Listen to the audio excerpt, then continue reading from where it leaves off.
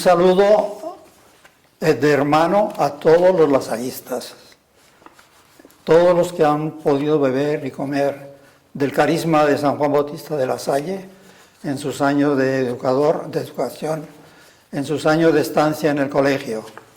Ese carisma que es fe, que es fraternidad, que es servicio, que significa también justicia y compromiso. Un compromiso que han debido poner en práctica a través de toda su vida en la parte profesional, en el ejercicio profesional de su trabajo.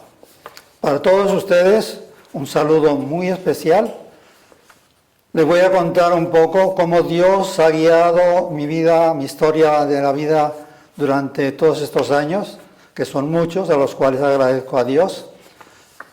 Que estos 90 años no significan número, sino que significan vida, vida entregada, vida dada completamente a Dios a través del ministerio de educador, ministerio de apostólico, ministerio de formación de tantos jóvenes que han pasado por el colegio durante tantos años.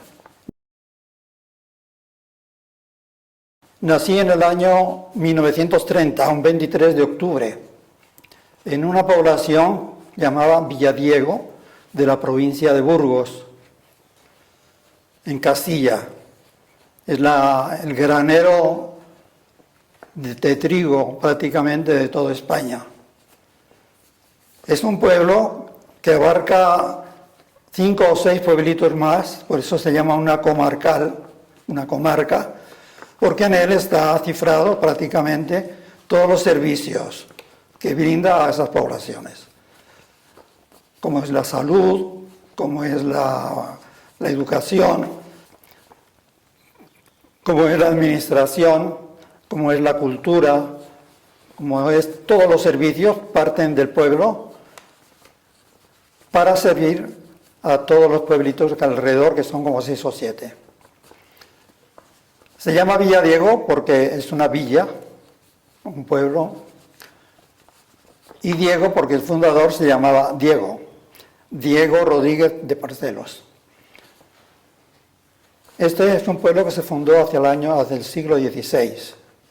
Fue en un momento refugio de los judíos que huían de la persecución. Por eso que se ha quedado en el pueblo algunas costumbres judías, no precisamente sobre economía, que son expertos ellos, sino de costumbres sobre todo, ¿no? Este es el pueblito donde yo nací, donde viví 10 años nada más.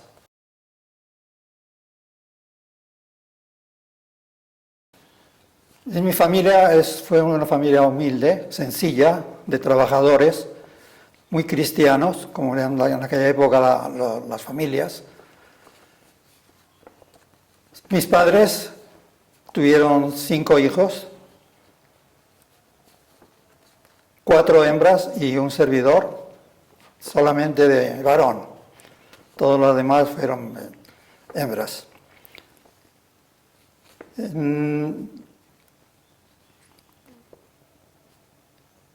Una familia donde se cultivó los valores más fundamentales que debe tener una familia, como es el amor, el respeto, el servicio, el trabajo, y el cumplimiento de todas las prescripciones religiosas cristianas.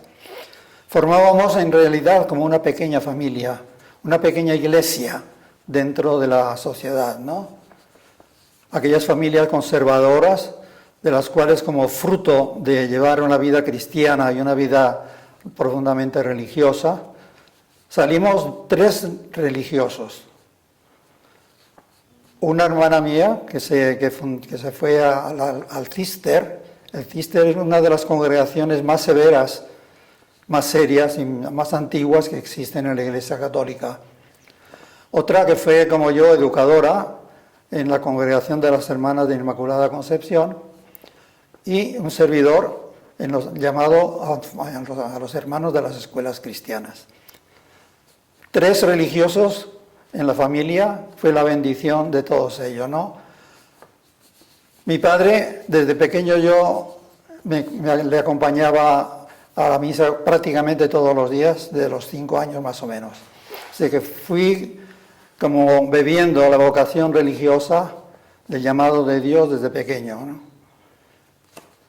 Una familia que se entendía muy bien, comprensible, con ansias de que saliéramos todos educados, bien educados. El premio, pues, de los padres fue precisamente el que el Señor les dio 3 hijos religiosos para bendición de toda la familia, ¿no? El domingo era para una fiesta dentro de las familias cristianas, ¿no? Pues después del desayuno íbamos a misa, toda la familia, y de regreso pues nos reuníamos a mediodía para celebrar con una comida especial, donde compartíamos no solamente comida, sino también ideas, lo que había pasado durante la semana, los proyectos que teníamos, los problemas que había pasado en la familia, etcétera, etcétera, ¿no? Una conversación muy normal dentro de las familias, ¿no? Por la tarde solíamos salir de paseo, después de haber oído en la iglesia vísperas, que era costumbre, ¿no? Era costumbre. Salíamos de paseo y seguíamos hasta la tarde, hasta la noche, ¿no? Era una manera muy sencilla de pasar el domingo y las fiestas, ¿no? Pero siempre cumpliendo con los deberes cristianos, siempre. No, mi madre sí era muy buena cocinera, pero muy buena, y repostera. Recuerdo muy bien que hacía muy sabrosa las sopas de ajo. Las sopas de ajo y después de pescado muy rico y con patatas fritas que llamaban allá, y con patatas asadas al horno. Una comida muy sencillitas de lo que había entonces, que se podía conseguir en el mercado, ¿no? Pero muy bien, nos alimentó muy bien, gracias a Dios. Mi padre no fue el orador, teníamos fincas, pero se dedicó al comercio, entonces era comerciante. Y siendo comerciante, pues era más fácil para atendernos a nosotros, ¿no? Porque la agricultura era en aquel tiempo muy esclava, no había maquinaria y había que hacer todo muy manual, con animales, con mulas y con vacas, para ir a arar la tierra, a segarla. Lo que en aquel tiempo, todo el mes de julio y agosto, se pasaba en recolección de cosechas de trigo, hoy día en una hora prácticamente recogen lo que tardaban un mes con las máquinas nuevas, ¿no? Pero sigue siendo zona de producción sobre todo de trigo, y de animales, ovejas y vacas sobre todo, ¿no? Hay ya industrias, hay como 3 o 4 industrias en el pueblo, aprovechando lo del trigo. Hay fábrica de galletas, de dulces, fábrica de harina, de moler la harina también. Se ha ido industrializando un poquito. Y sobre todo es un pueblo donde parten 5 carreteras para las distintas partes de España. O sea que está muy bien comunicado, ¿no? Mi infancia, como todos los niños, pues se desarrolló sobre todo en la escuela. Recuerdo muy bien los años de párvulo, porque la maestra que teníamos era muy sencilla, nos quería muchísimo. Nosotros éramos niños pequeños de 4 o 5 años y se me grabó la atención de la maestra a los niños. Tuve esa sensación. Después de ahí pasé a otra escuela, ya de mayorcitos, donde el maestro no me dejó ningún recuerdo bueno como docente y como educador. Era una autoridad férrea, que más bien los niños teníamos miedo al maestro, y eso es terrible. Para que se produzca el fenómeno educativo necesita que el niño capte la atención, el cariño, el amor del maestro para con él. Sin embargo, yo en ese momento más bien llegaba a casa y no tenía ganas realmente de volver a la escuela.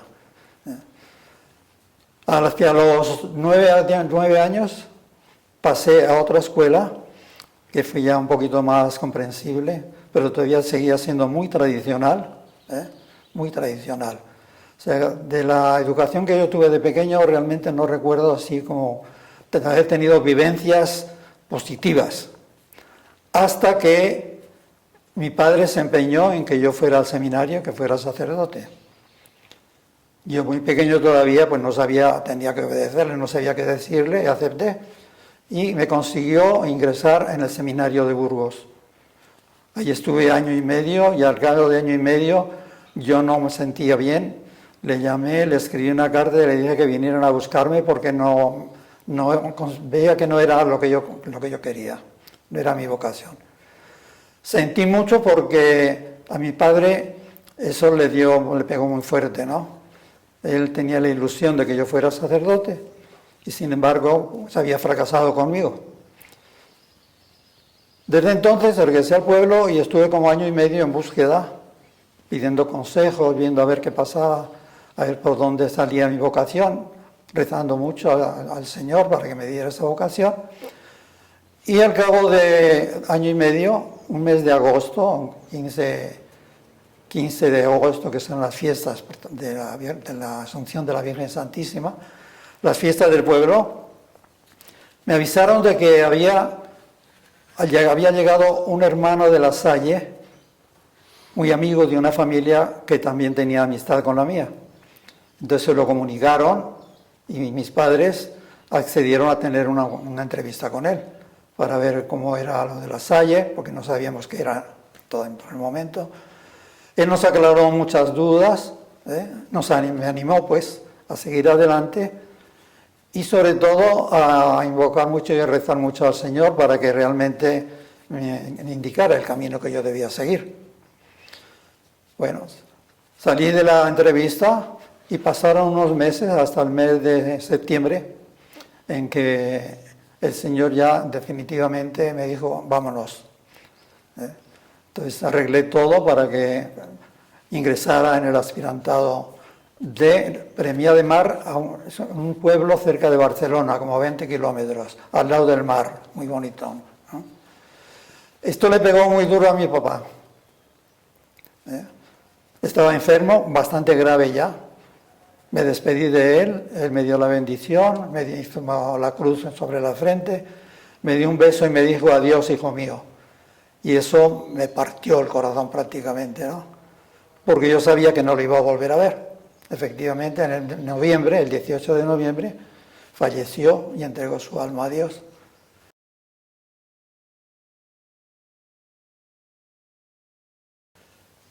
Yo entré en el aspirantado de Premià de Mar, muy joven, a los 13 años, algo así, ¿no? Tenía como 13 años. Y estuve 3 años estudiando, siguiendo consejos de la dirección espiritual que teníamos todos los muchachos, llevando una vida normal de estudio, de bachillerato, en esos 3 años, pues, jugando mucho, trabajando en el campo que teníamos al lado, en una propiedad donde se cultivaba mucho, sobre todo papas, y coles y hortalizas. Y ahí sí tengo muy buenos recuerdos porque tengo muy buen director y muy buenos hermanos que me guiaron. Y fueron muy amables conmigo, se comportaron a la altura. Hice grandes progresos desde el punto de vista no solamente de crecimiento físico, sino crecimiento moral, espiritual, psicológico, intelectual. Y esto me llevó a decir un sí a la siguiente etapa. 3 años de aspirantado, ahora me tocaba un año, lo llamamos postulantado. Postulantado es una prueba más fuerte, más exigente, la puerta que abre hacia el noviciado.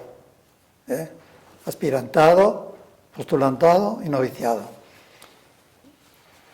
Había hablado del postulantado, realmente es un año de prueba para ver si el joven, una vez que estudia realmente en qué se va a comprometer, cuáles son sus compromisos, si es que estudia un poco la historia de la congregación, del Instituto de La Salle, que se compromete a orar un poquito más de lo que estaba orando cuando niño, de que reflexiona, de que tiene una dirección espiritual más fuerte, más de cerca. En ese año es sobre todo eso, ¿no? Se suspenden los estudios de bachillerato durante ese año, para dedicarse exclusivamente a la formación y preparación al noviciado. Al finalizar el postulantado, los hermanos se reúnen y aprueban o no aprueban si el joven tiene o no tiene aptitudes para seguir otro proceso de ser hermano, ¿no? En el caso mío no hubo dificultad y al cabo al terminar el año pasé al noviciado.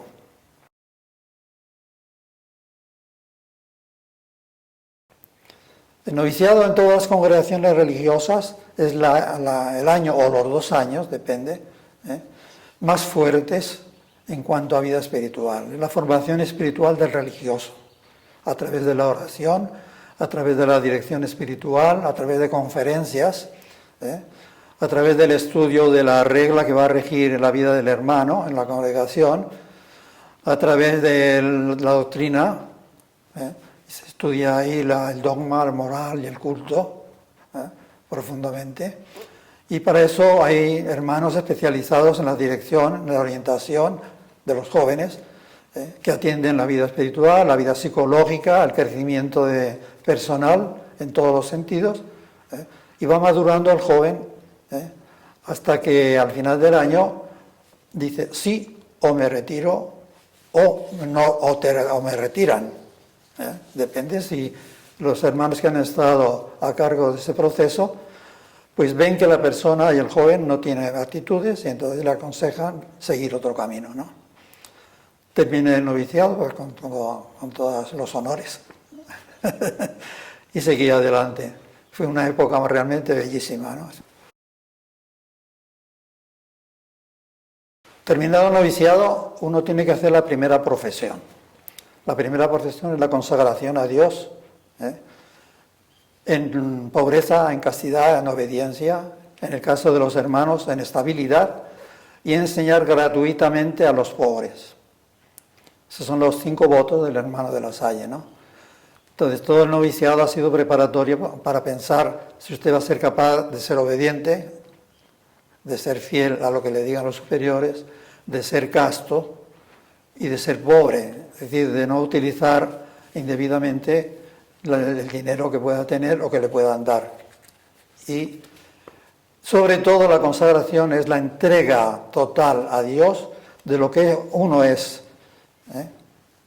más que unos simples votos, o también si quieres, a través de los votos es la entrega personal de todo el ser, exclusivamente para la educación cristiana de los niños y de los jóvenes. Eso fue al final del noviciado.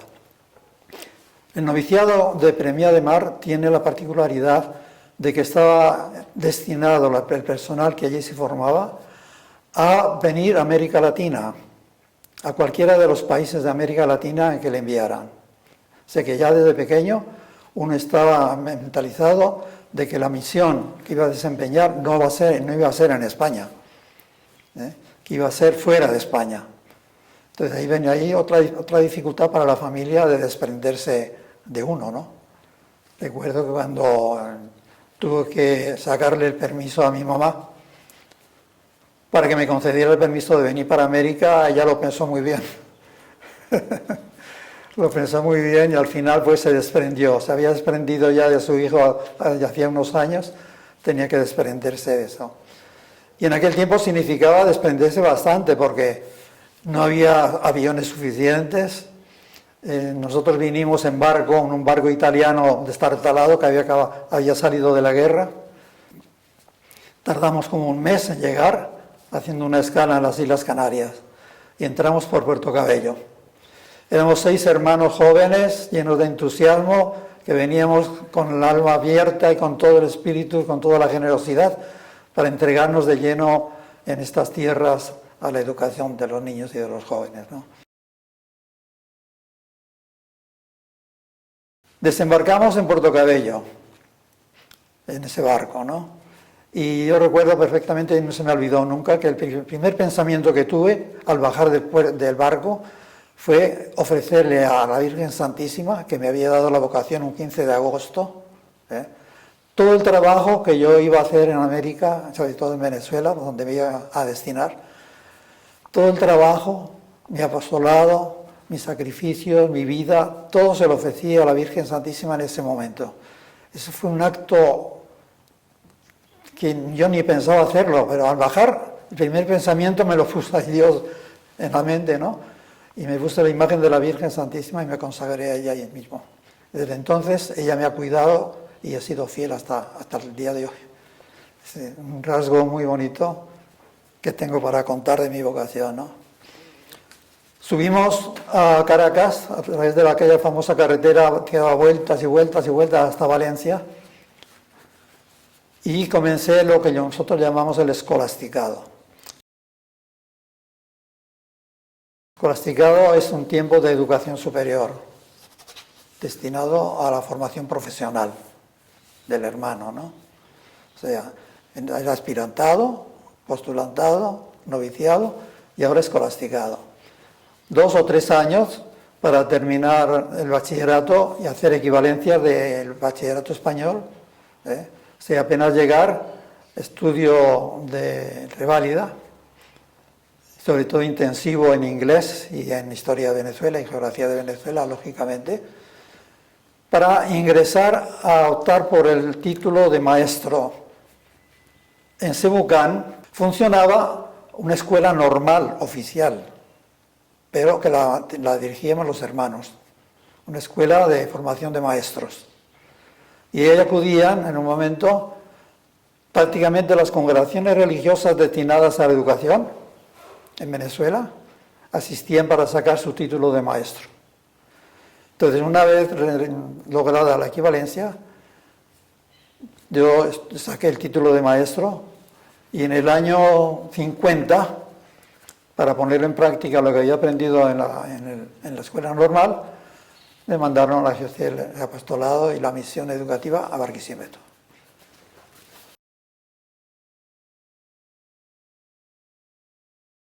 Quiero insistir un poco en lo de la profesión religiosa, porque es un tiempo bastante largo que parte de la profesión primera que se hace en el noviciado, al finalizar el noviciado, que es de 1 año, y que uno va renovando durante 3 años, por un año, los votos.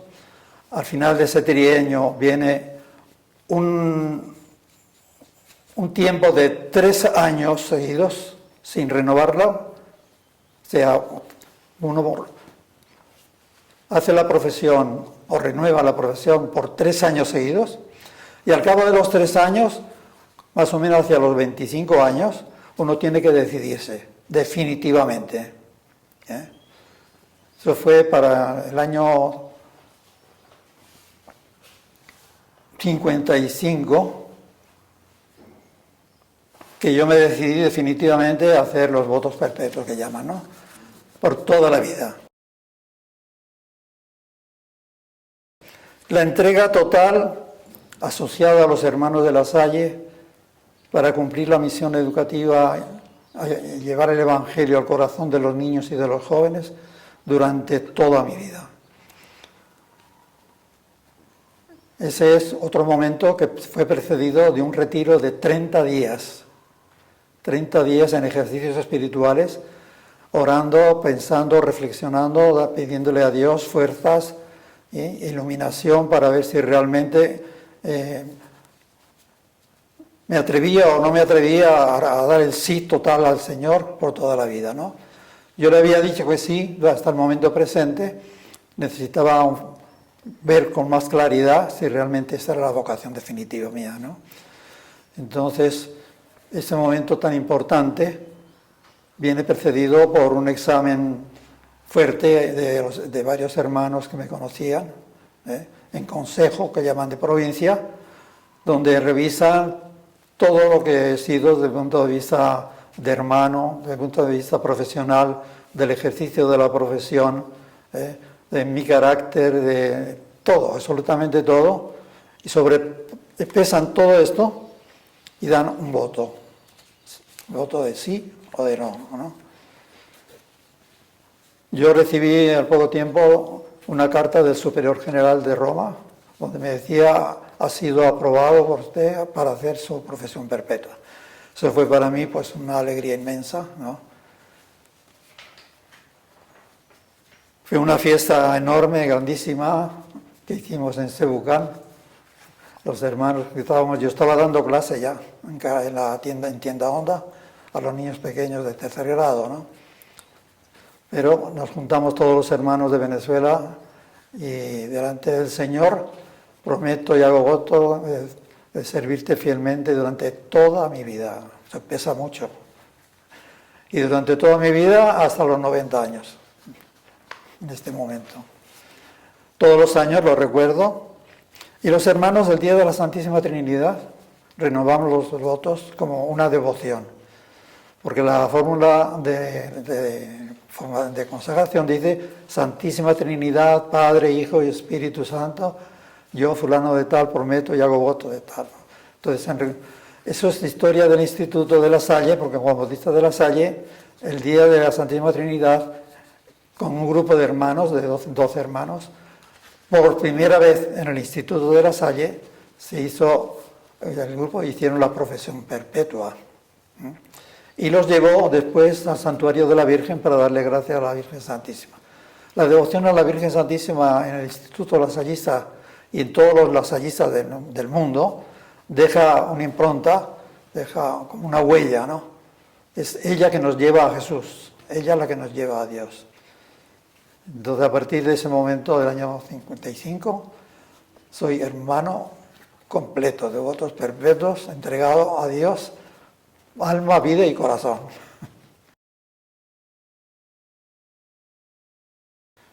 Yo he visto construir a Caracas, desde el Colegio La Salle de la Colina hasta Los Chorros, todo lo que abarca el valle, que eran haciendas de caña.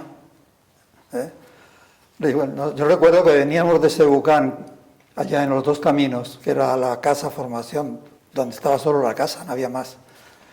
Veníamos a pie a la colina por todos esos parajes de caña de azúcar y demás, ¿no? Íbamos a Baruta a pie, por ejemplo, hacíamos paseos a pie.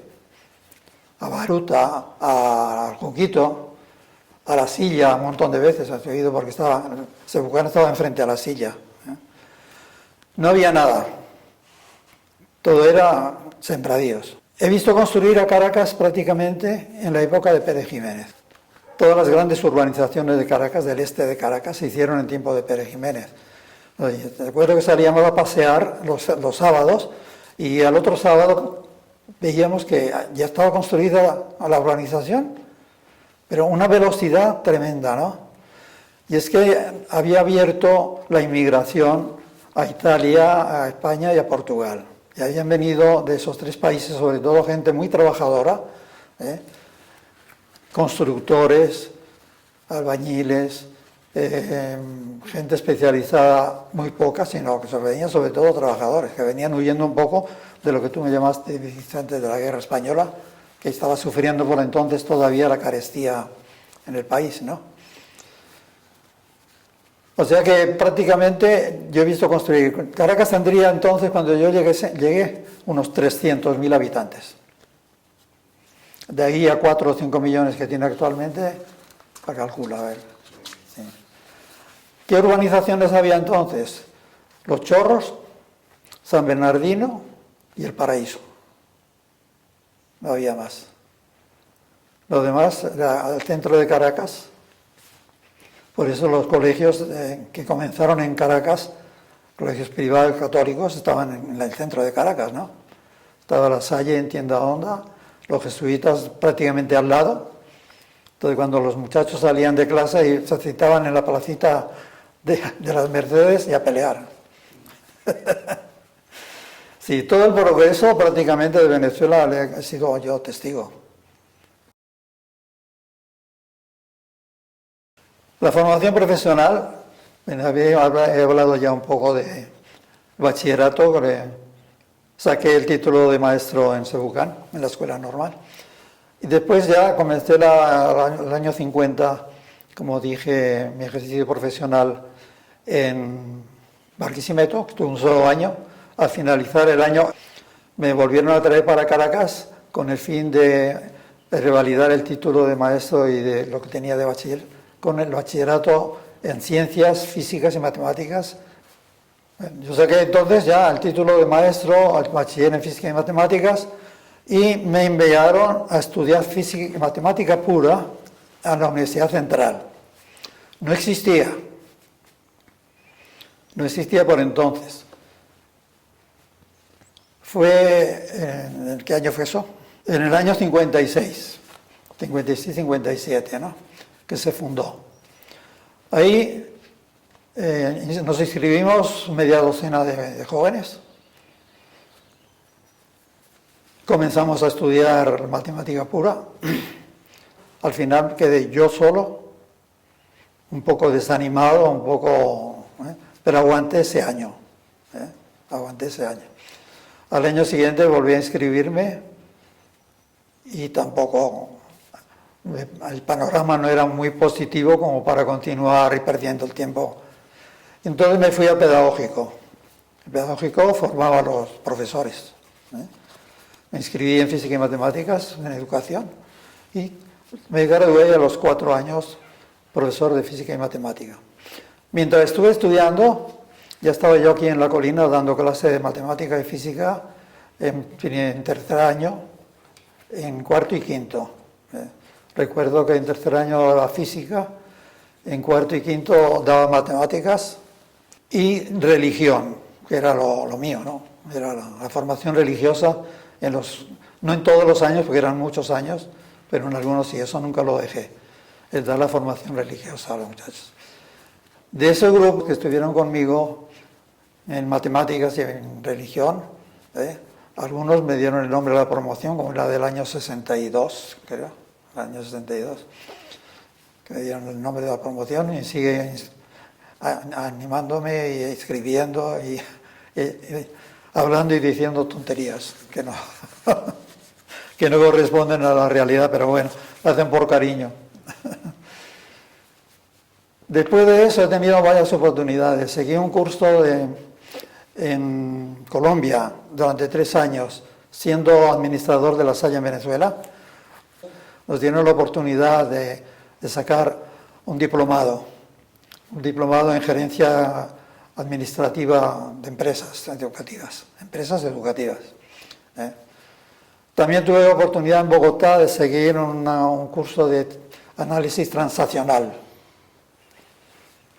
En Roma estuve 3 o 4 veces. Una para hacer lo que llamábamos el segundo noviciado, durante 6 meses, a estudiar profundamente la espiritualidad lasaliana, la pedagogía lasaliana, la historia del Instituto de La Salle, el avance que había tenido la doctrina católica a través de los concilios y a través de todo eso. Bueno, un medio año, pero a profundidad, intenso, de formación ya más profesional en el sentido religioso, en el sentido de la congregación, ¿no?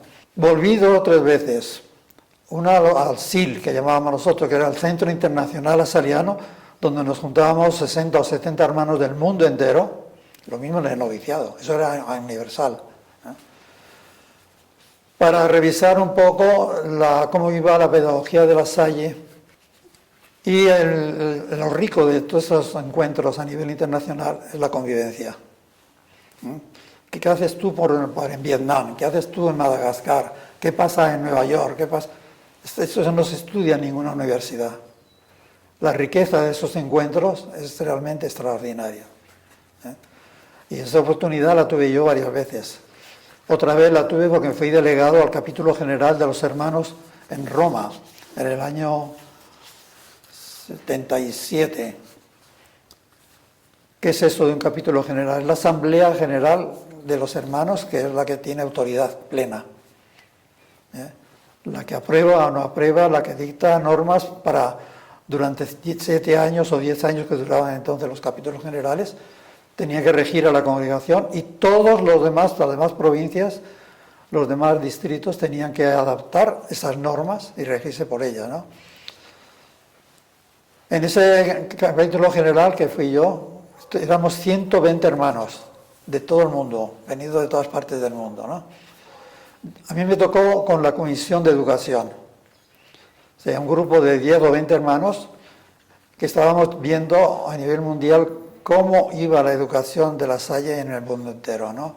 Cómo se estaba ejerciendo los métodos educativos, guardando la pedagogía lasaliana adaptada a los tiempos de la actualidad.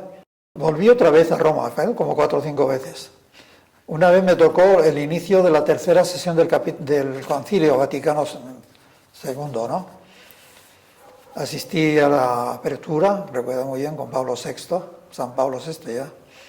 Era interesante porque en las asambleas generales del capítulo teníamos que ir comparando lo que habíamos vivido con lo que nos tocaba por vivir adaptado a la doctrina de la Iglesia, con todos los avances que venían, ¿no? A raíz de todo eso me nombran a mí provincial de Venezuela. Tenía que implantar en el país todo lo que yo había aprendido en Roma, más lo que había leído de todos los documentos conciliares, más todos los capítulos, los libros y los documentos del capítulo general, para hacer posible el avance y el cambio que se esperaba en Venezuela. Ese mismo cambio vino a nivel de familia, a nivel de sociedad, a nivel de todas las congregaciones, a nivel de toda la Iglesia. Fue un sacudón que dio el Concilio Vaticano II, con una problemática después, a continuación, terrible. De ahí se multiplicaron en la familia los divorcios, en las congregaciones religiosas hubo mucha gente que se retiró porque no estaba preparada para adoptar un nuevo de vida que ellos no habían aprendido a vivir, sino que tenían que comenzar otra vez. Hubo cambios radicales en las reglas, en las normas, y en los hermanos hubo un sacudón terrible. Hubo un bajón de 16.000 hermanos que yo conocí en el instituto cuando yo era joven. En ese momento había bajado, y en este momento estamos como en 3.000 a nivel mundial. Con la dificultad que las vocaciones son muy escasas, muy volátiles, porque los jóvenes lo que quieren es lo de inmediato, ¿no? Eso de decir para toda la vida, si en la familia no, parece que no pega eso ya, está muy difícil, ¿no? Pero sin embargo, bueno, ahí vamos. No hay muchas como antiguamente, nosotros éramos 50 y tantos hermanos jóvenes en Sebucán, estudiando normal. Hoy día a nivel de América Latina, si son 10 o 12 o 15, son muchos, a nivel de toda América Latina, ¿no?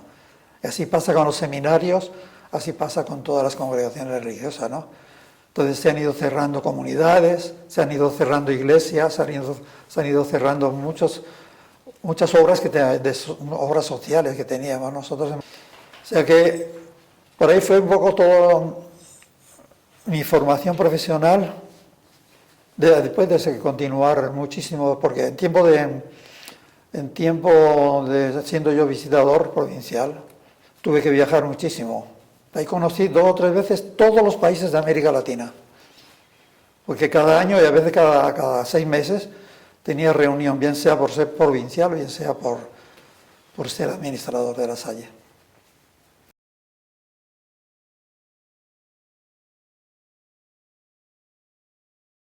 De los cargos que he tenido, prácticamente todos han sido de dirección. Por eso me dicen el eterno director. Muy pocos años estuve ejerciendo la profesión docente aquí en La Colina, ¿no? Y eso, o sea, los muchachos se acuerdan sobre todo de la profesión docente. Pero ya en el 4º año de mi profesión docente me encargaron de la coordinación de 4º y 5º años. De ahí pasé a ser director la primera vez 5 años, de 65 al 70. De 70 al 76 fui nombrado visitador provincial de La Salle en Venezuela, ¿no? Y durante esa experiencia fue que estuve muy comprometido con la Iglesia en Venezuela. Fui presidente de los religiosos de Venezuela durante 3 años, de la CONVER, Conferencia Venezolana de Religiosos. Fui miembro directivo de la CLAR, que es la Conferencia Latinoamericana de Religiosos de toda América Latina, durante los años en que fui provincial. Participé también en la BEC, o sea, todas las corporaciones que había en las agrupaciones de ese momento, estuve yo metido, muy comprometido con eso, ¿no? Eso fue muy rico para mí porque eso me trajo reuniones importantísimas a nivel latinoamericano, donde no solamente estudiábamos la parte religiosa, sino que estudiábamos también todas las situaciones políticas que estaban en efervescencia durante esa época en toda América Latina y cómo afectaban a la vida religiosa y a la educación. Yo siempre les he dicho a los hermanos y a la gente que me pregunta cuál ha sido la época más feliz. Y siempre les he dicho, la época más feliz mía ha sido de director de La Salle La Colina. La época en que mejor y que más felicidad y más a gusto he estado desde el punto de vista no solamente natural, sino espiritual y profesional, ¿no? He tenido la dicha de contar siempre con un grupo de hermanos muy comprometidos, que nos entendíamos muy bien. Estaba el hermano Santiago, director de la primaria, el hermano Iñaki del ciclo básico, el hermano Luis Alcorta del ciclo diversificado y mi persona como director. Entonces, los hermanos teníamos pleno dominio de la situación en el colegio. Fue una época realmente encantadora, porque además trabajábamos muy a gusto, sin ninguna presión por parte del gobierno ni por parte de ministerios de educación. Cumplíamos con todo lo que teníamos que cumplir. Había un grupo de profesores excelente, que después de unos años fueron a parar a las distintas universidades, como Jiménez Romero, que era un matemático de primera, ¿no? Mulet, Arturo Mulet, Hurtado Peña, en Historia, Geografía, Pérez Pedazo, en Literatura. Sí, hay un grupo muy, muy notable de profesores comprometidos con La Salle y comprometidos con la educación, ¿no?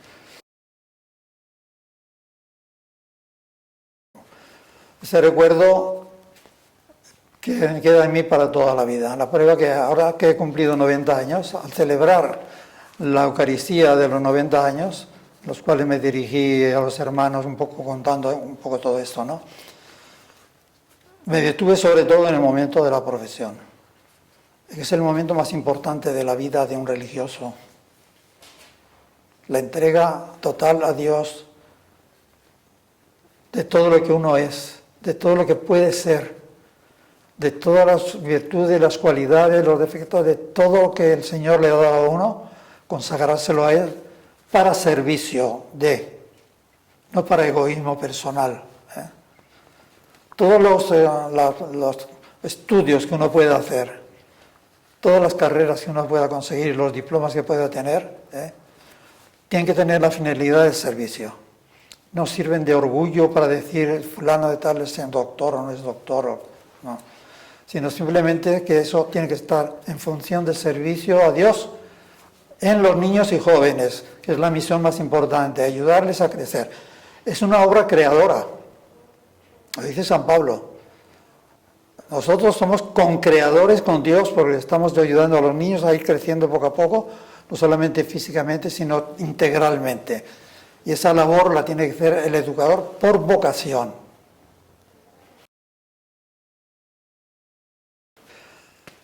Gracias, Federico. Para mí ha sido un placer complacerte, ¿no? Todo esto, mira, sin la gracia de Dios no se puede hacer. Cuando San Pablo recibió el trancazo y se cayó y quedó ciego y le preguntó, Señor, ¿qué quieres que haga? La voz le respondió y era Jesús que le decía, mi gracia te basta. Sin la gracia de Dios no se puede hacer absolutamente nada. Trabajando desde el punto de vista espiritual, religioso, apostólico, que es la finalidad y el objetivo del hermano de La Salle, sin la gracia de Dios, sin la oración, sin la fuerza espiritual, todos los días renovada y puesto en Dios la confianza y vuelta otra vez y cae y se vuelve a levantar. Sin eso es imposible ser fiel. Es imposible. Por eso que desde el punto de vista humano esta vocación muchas veces no se entiende. Porque trasciende hay que ver con los ojos de la fe, que es lo que Juan Bautista de la Salle vino a dar a los hermanos: fe, espíritu de fe. No mirar nada, ni ver nada, ni hacer nada con los ojos naturales, sino simplemente a través de los ojos de la fe. Y yo les digo a los hermanos, esta situación política que estamos viviendo actualmente, ¿la estamos viendo desde los ojos de la fe? ¿O simplemente nos quedamos a nivel de lo que oímos, de lo que palpamos, de lo que sentimos, de las mentiras que nos echan? ¿O hay algo más trascendente que quiere decirnos Dios con Venezuela en estos momentos y en el mundo, con el COVID, con la situación política y económica que estamos viviendo? Algo profundo que con las miras humanas, simplemente con juicios, y con hablar y con decir desde el punto de vista humano, no se puede, no entendemos. Y la vida del hermano tiene que ser en base a Dios, a Jesús, que es el modelo a través del Evangelio de lo que uno debe ser como persona religiosa cristiana en el mundo. Y el valor precisamente de la vocación del hermano es eso. Con esa mira, con ese espíritu, con ese carisma, dedicarse exclusivamente a atender a los niños y jóvenes más necesitados, decía La Salle, más necesitados de cariño, de amor, de respeto, de ayuda intelectual, que a veces necesitan también ayuda intelectual, etcétera, ¿no? A que vayan creciendo integralmente, no solamente una parte, sino a todas, ¿no? Un saludo a todos los lasallistas. Un saludo fraterno para todos, de corazón, que sienten que están todos unidos. Grandes cosas son posibles, era el lema de La Salle al mundo el año pasado. Dios y La Salle necesitan lasallistas sin fronteras, lasallistas que estén dispuestos a lo que sea, dentro y fuera del país, para construir ese mundo mejor donde reine la paz, el amor y la justicia. Porque ese mundo que es obra de Dios es nuestro mundo. Para ello el lasallista tiene que ser y necesita tener un corazón grande, lleno de amor a los demás. Tiene que tener un compromiso generoso, audaz, inspirado en Jesús, en el Evangelio. Tiene que tener una vida consagrada por un ideal que trascienda el egoísmo personal. Un corazón grande, un compromiso generoso y una vida entregada a los demás. Fuera egoísmos, ¿no? Para todos ellos, que Jesús viva en nuestros corazones por siempre.